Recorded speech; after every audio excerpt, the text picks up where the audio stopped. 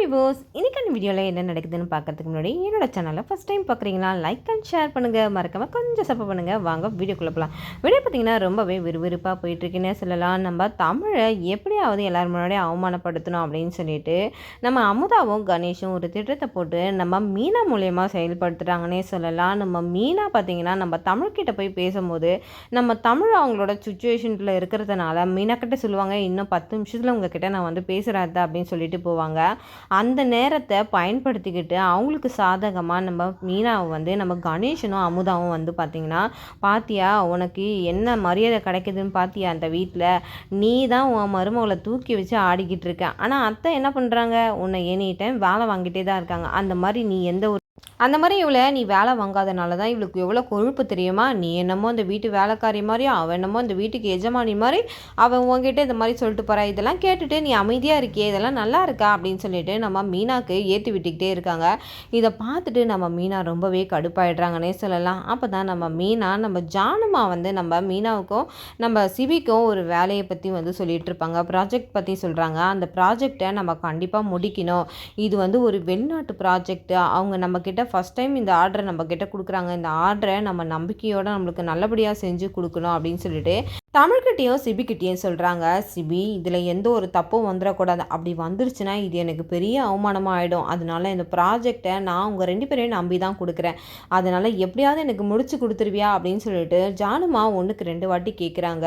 நான் என்ன ஜானு என்கிட்ட போய் இப்படி கேட்குறேன், கண்டிப்பாக நான் இதை நல்லபடியாக முடிச்சு கொடுப்பேன் அப்படின்னு சொல்லிட்டு நம்ம ஜானுமாவும் நம்ம தமிழ்கிட்டையும் சிபிக்கிட்டேயும் இதை கொடுத்துட்றாங்கன்னே சொல்லலாம்.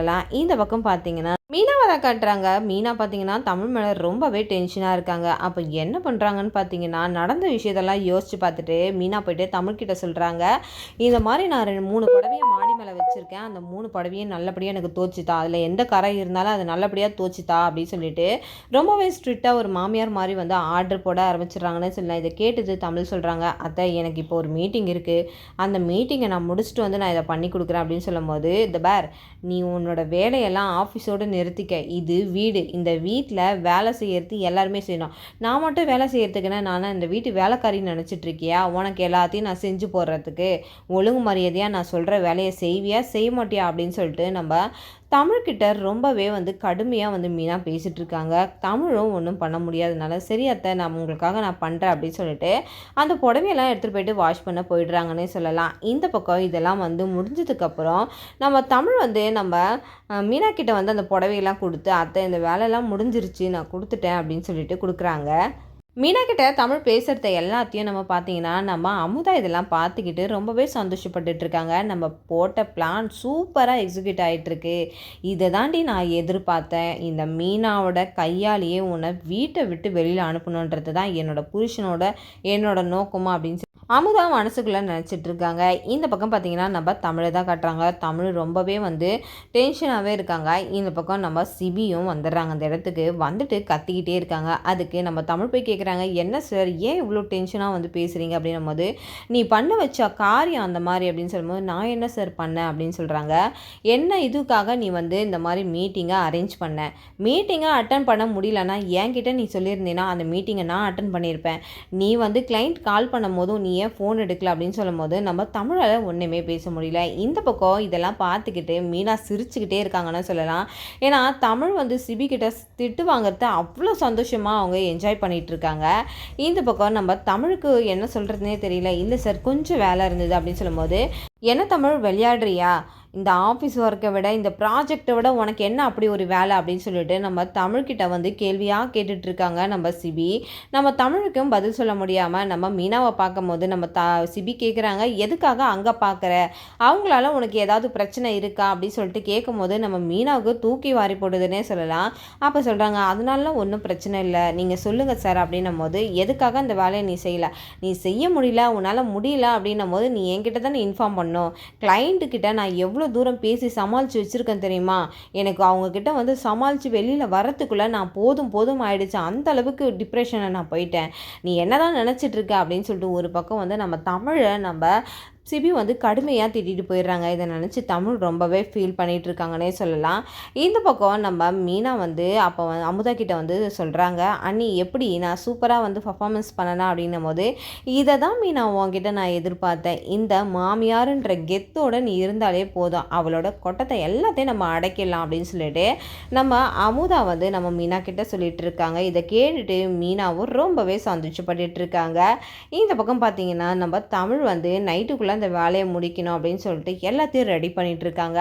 இந்த பக்கம் நம்ம சிபியும் வராங்க. சிபி வந்ததுக்கப்புறம் தமிழ் சொல்கிறாங்க, என்ன சிபி சார் காலையில் பேசினதை நினச்சி என்கிட்ட மன்னிப்பு கேட்க வந்திருக்கீங்களா அப்படின்னு கேட்கும்போது, ஆஹா நீ இப்படிலாம் கூட யோசிக்கிறியா, அந்த மாதிரிலாம் நீ கனவு காணாத, அந்த மாதிரி ஒரு வாய்ப்பே கிடையாது, வாங்கிட்ட போய் நான் அதுக்கெலாம் மன்னிப்பு கேட்பேனா, நான் கரெக்டாக தானே திட்டினேன், நான் எப்படி வாங்கிட்ட வந்து மன்னிப்பு கேட்பேன், என்ன தமிழ் என்ன நினச்சிட்டு இருக்க, பட்ட பகலே கனவு காணிட்டு இருக்கியா அப்படின்னு சொல்லிட்டு நம்ம சிபி வந்து நம்ம தமிழ்கிட்ட கேட்டுட்ருக்காங்க.